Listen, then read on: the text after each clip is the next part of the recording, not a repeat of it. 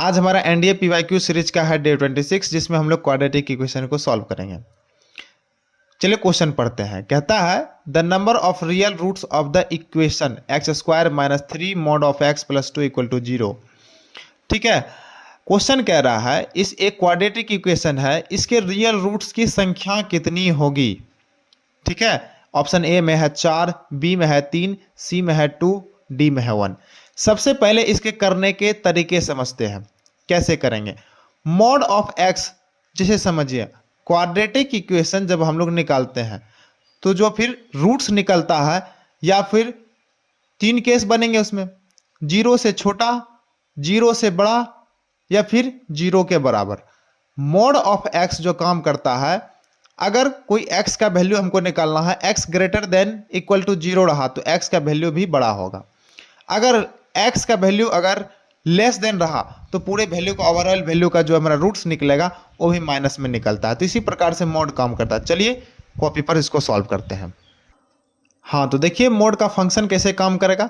जब x greater than equal to 0 होगा तो फिर x आएगा, और x लेस देन अगर 0 आया तो माइनस का x आएगा। तो इस प्रकार से 2 केस बनेंगे आपको।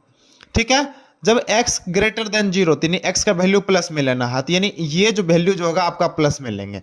ठीक है, प्लस में लिए तो हमको यहाँ पर इसका जब इस मिड टर्म स्प्लिट किए तो हमको वैल्यू आया x माइनस का 2 और x माइनस का 1 बराबर का 0। x बराबर का वैल्यू आ गया 2, इक्वेट कर दिए हैं, और x बराबर का आ गया है 1। ठीक है, अब हम लोग केस नंबर 2 पर चलते हैं। केस नंबर 2 में है क्या, x हमको माइनस का लेना है। ठीक ना, अगर लेस देन 0 हो।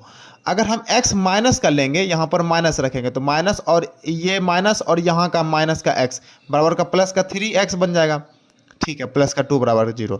अब इसको सॉल्व किए तो हमको आया x इंटू एक्स प्लस का 2 और plus x into x plus का प्लस 1 इंटू एक्स प्लस का 2 बराबर 0, जो कि हमको वैल्यू आ गया x बराबर का -1 और x बराबर का -2, जो कि 4 रियल रूट्स होते हैं।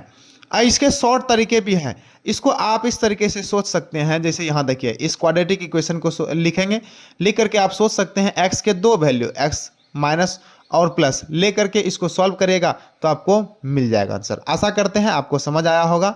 अगर समझ में नहीं आया तो कौन सा पार्ट आपको समझ में नहीं आया है आप हमको कमेंट में बताइएगा, एक बार फिर से इसको समझा देंगे। चलिए मिलते हैं अगले क्वेश्चन के साथ, अगले कॉन्सेप्ट के साथ। तब तक में स्वस्थ रहिए, मस्त रहिए, पढ़ाई को जारी रखिए। जय हिंद।